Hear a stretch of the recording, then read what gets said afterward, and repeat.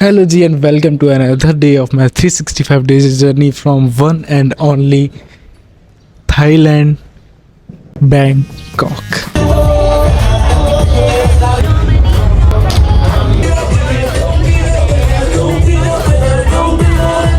भाई साहब ये हमारा नाश्ता होता है एग सलाद सैंडविच 7-Eleven पे आए थे। वो रही एस्प्रेसो डबल शॉट। दोस्तों मैं अपनी कंबोडिया की सीरीज़ में आपको पहले बता चुका हूँ कि थाईलैंड को सियाम भी कहते थे। सियाम एम्पायर जो कि इसका पुराना नाम होता था और इसकी लड़ाई होती थी खमेर एम्पायर से। खमेर एम्पायर यानी कि कंबोडिया के एम्पायर से। तो इसके बारे में मैं आपको कंबोडिया में पहले भी बता चुका हूँ, लेकिन मैं आपको एक और भी बात मज़े की बताता हूँ।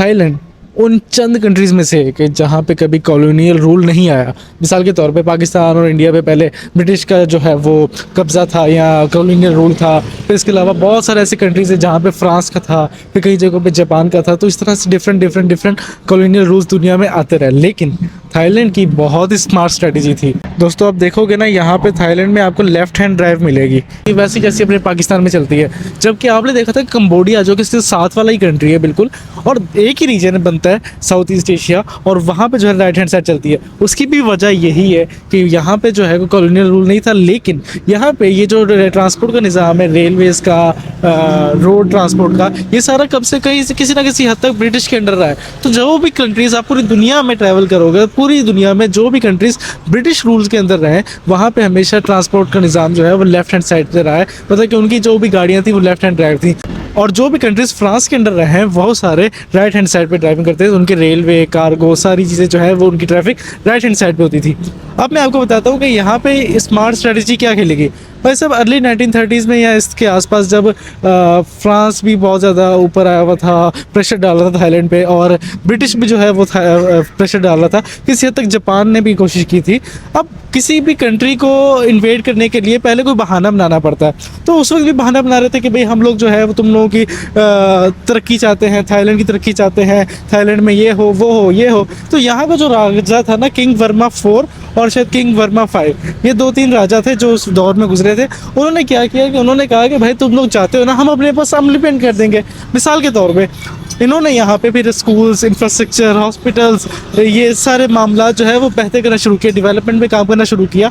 मतलब पहले वाले दौर से थोड़ा सा फ्यूचरिस्टिक, थोड़ा सा मॉडर्न बनाना शुरू किया, जिसकी वजह से उनको कभी मौका ही नहीं मिला ब्रिटिश को या फ्रांस को या जापान ने थोड़े अर्से तक के लिए यहाँ पे किया था इन्वेड, लेकिन फिर बाद में जापान भी यहाँ से चला गया था। तो ठीक तरह से यहाँ पे कभी कोई कॉलोनाइजेशन हुई ही नहीं। ये एक स्मार्ट स्ट्रेटजी थी। आज यहाँ पे ट्रैफिक ही बहुत जाम है भाई साहब, चेक करो ट्रैफिक कितनी सारी जाम हुई है। बस अब थोड़ी देर तक शाम भी हो जाएगी, मैं यहाँ बैठ के थोड़ी सी वीडियो एडिट करूँगा, उसके बाद मैं आपको यहाँ पे शाम की रौनकें दिखाऊँगा। खाऊ सांग स्ट्रीट की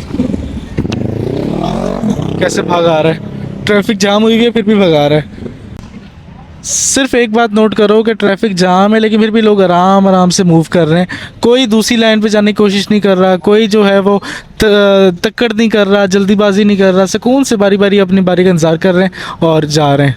ये चेक करो। ओके जी, हमने अपने कैफ़े चुस्की से जो है वो खाना खा लिया है। अब हम निकलते हैं यहाँ। एडिटिंग कर ली, सब कुछ हो गया, वीडियो अपलोड कर दी।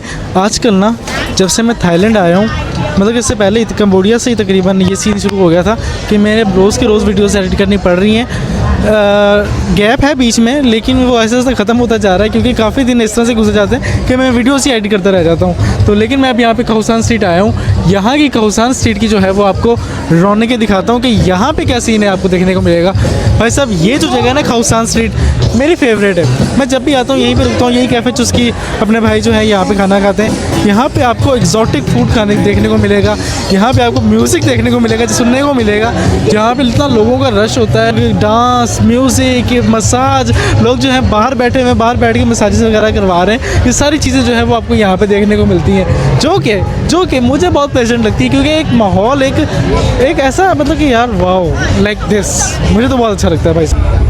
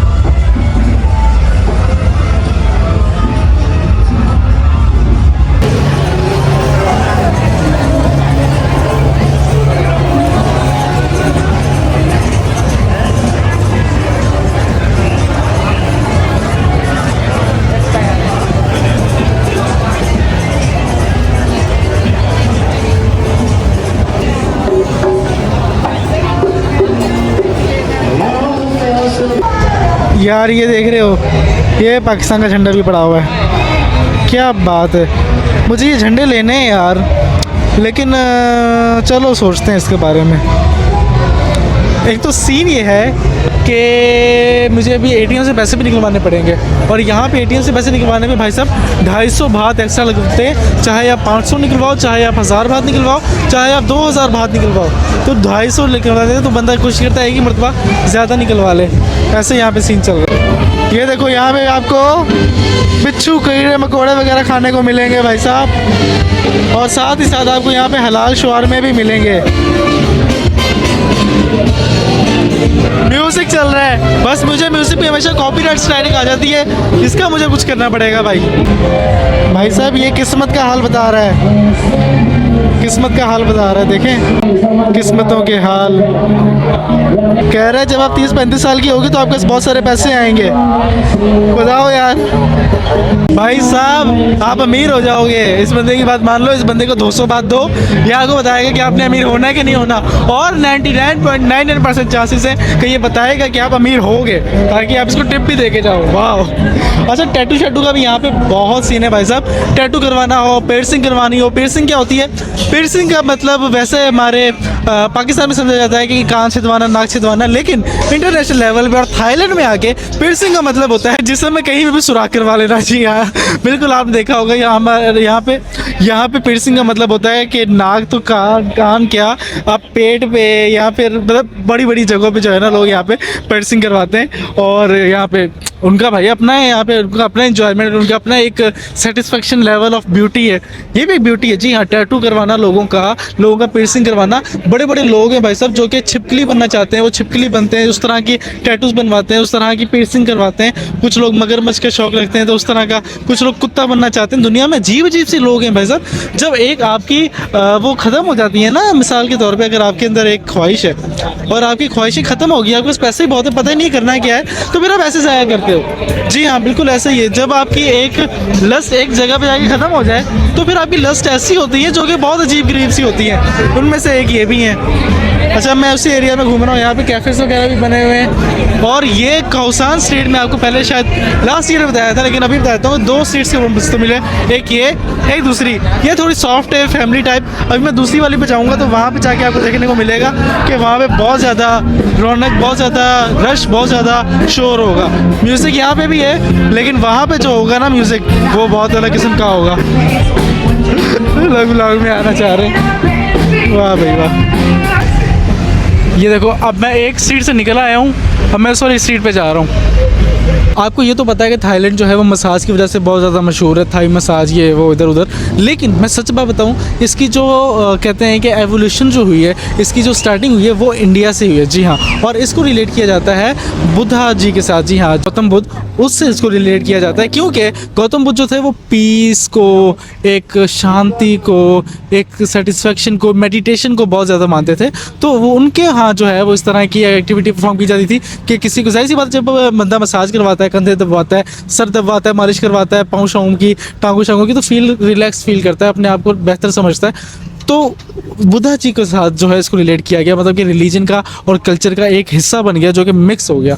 तो उन्होंने कहा कि भाई मेडिटेशन जो है बहुत अच्छी चीज़ है। फिर ये इंडिया के साथ साथ जब जैसे जैसे हिंदुज़म और बुद्धिज़्म वहाँ से, क्योंकि पहले हिंदुज़म था फिर बुद्धिज़्म आया, तो जब बुद्धिज़्म आया, बुद्धा जी पहले इंडिया में थे, वहाँ से फिर ट्रैवल करते करते जब यहाँ थाईलैंड और ये नेपाल वगैरह और यहाँ पे इस तरह की कंट्रीज़ में इंटर हुए, तो उन्होंने जाके अपनी जो भी कल्चरल वैल्यूज़ जो वहाँ पे डेवलप हो रही थी वो यहाँ पे लाना शुरू कर दी। तो यहाँ से वो ट्रेडिशन शुरू हो गई एक मसाज पार्लर्स की, कि यहाँ पे हम बहुत अच्छा मसाज करते हैं, आपको रिलैक्स करते हैं, आपकी बॉडी बहुत अच्छी फील करती है, आप रिलैक्स फील करते हो, मतलब कि आप एक इबादत की सिचुएशन में हो, या फिर आप एक स्पिरिचुअली किसी अच्छी पोजीशन में हो। ये एक चीज़ वहाँ पे समझी जाने लगी। उसके बाद अब ये तो हो गया स्पिरिचुअली, लेकिन फिर उसके बाद अब टूरिज़्म का भी हिस्सा ही बन गया। जब आए लोग यहाँ पे, उन्होंने मसाज करवाई, तो उनको थोड़ा सा फ़न भी चाहिए अंग्रेज़ों को या दूसरे लोगों को, तो उन्होंने फिर यहाँ के लोगों ने थोड़ा बहुत उसको वल्गैरिटी की तरफ भी जाना शुरू कर दिया। लोगों ने थोड़ा बहुत इसको अपने हिसाब से मैनेज करना शुरू कर दिया कि फिर आहिस्ता आहिस्ता आपको इरोटिक पार्लर्स यहाँ पर देखने को मिले। फिर आहिस्ता आहिस्ता लोगों ने कहा कि इरोटिक पार्लर्स तो हैं, क्यों ना क्लब्स में थोड़ा सा ऐसा तरह किया जाए। तो इस तरह करते करते करते अब जैसे जैसे टूरिज़्म बढ़ता गया, लोगों को अट्रैक्ट करने के लिए इस तरह करते गया, और गवर्नमेंट की भी फुल सपोर्ट सपोर्ट रही, जब गवर्नमेंट की भी फुल सपोर्ट रही तो भी किसी को क्या टेंशन थी। तो ये सब कुछ यहाँ पे चलता रहा और आज का हाल ये है कि थाईलैंड बदनाम भी है और मेरे लिए तो भाई साहब है बदनाम। अगर मैं कहना चाहूँ कि बदनाम नहीं है, बदनाम है कि जब भी कोई थाईलैंड नाम सोचता है ओ वहाँ पे मसाज करवानी है। लेकिन मुझे पर्सनली तौर पे थाईलैंड बैंकॉक की वाइब्स बहुत पसंद है। मजाक के अलावा मैं दूसरी मरतबा यहाँ आ चुका हूँ और मैं पहले भी कह चुका हूँ कि मेरा फेवरेट सिटी इतने कंट्रीज़ घूमने के बाद जो है वो बैंकॉक है। जब भी आप बैंकॉक आओगे यहाँ की आबो हवा ही अलग है यार। यहाँ पे जब आप आओगे आपको हर एक कंट्री का, हर एक कल्चर का, आपको ये देखो चेक करो मगरमच्छ, आपको यहाँ पे मगरमच्छ भी खाने को मिलेगा। तो आपको यहाँ पे हर कंट्री का, हर कल्चर का बंदा मिलेगा। मिसाल के तौर पे मैं जिस फ़्लाइट पे आया, मेरी फ़्लाइट लैंड हुई मेरे साथ वाली फ़्लाइट मैंने आपको दिखाई थी शायद, इसराइल की थी। बहुत सारे कंट्रीज़ में आपको इसराइल की फ़्लाइट नहीं मिलती। सऊदी एयरलाइन की भी फ़्लाइट थी। पाकिस्तान एयरलाइन की तो शायद चलती ही नहीं है, लेकिन वो थाई जहाज़ जो पाकिस्तान से डायरेक्ट चलता है वो भी थी। यहाँ पे मैं हॉस्टल में रुका हूँ, मुझे foreigners America, Norway, Sweden, even के अर्जेंटीना टाइप जैसे लोगों से भी मिले, जगहों से भी मिले। फिर चाइनीज़ और इधर उधर हर दुनिया का कल्चर का हर बंदा जो है वो यहाँ पे उसको बहुत अच्छा वेलकम किया जाता है। और इकोनॉमिकल भी है, मतलब यूरोप में चले जाओ तो यूरोप बहुत महंगा है, जिसकी वजह ये है कि वो एक अलग ही सीन है। लेकिन थाईलैंड है भाई साहब, एशिया है, साउथ ईस्ट एशिया है, तो और भी मज़े का है। अब मैं दूसरी वाली सीट पे आ गया हूँ, यहाँ पे रश बहुत है और शोर भी है।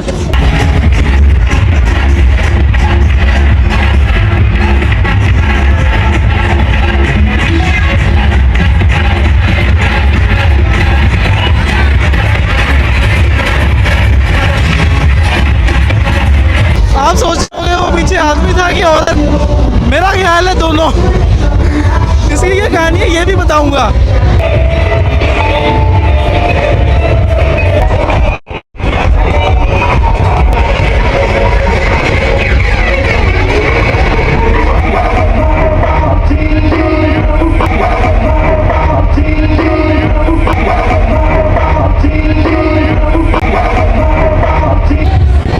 यहाँ पे अंग्रेज पागल हो गए।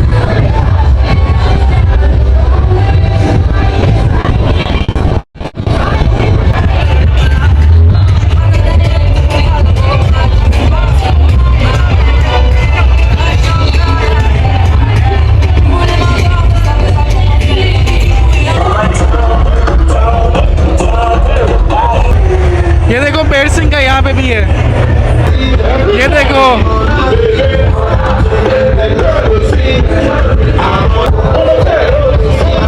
मसाज, ये चेक करो।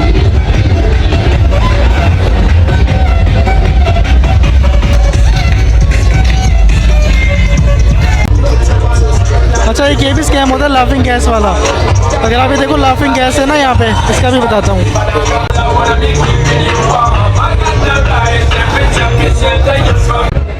स्नेक भी है। Is this snake? स्नेक भाई साहब, वो स्नेक था।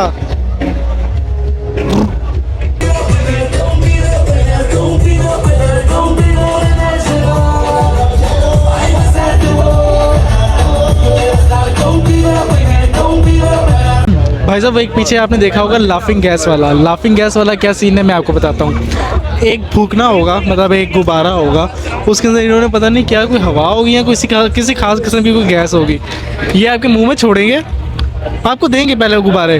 कोई गुब्बारे, एक गुब्बारा, दो गुब्बारे, कोई महंगे शहंगे होते हैं, कोई इनकी प्राइस लिस्ट होती है, वो अंदर जाओगे तो खुद ही बताएंगे कि 10 भात के इतने, 20 भात के इतने, 50 भात के इतने।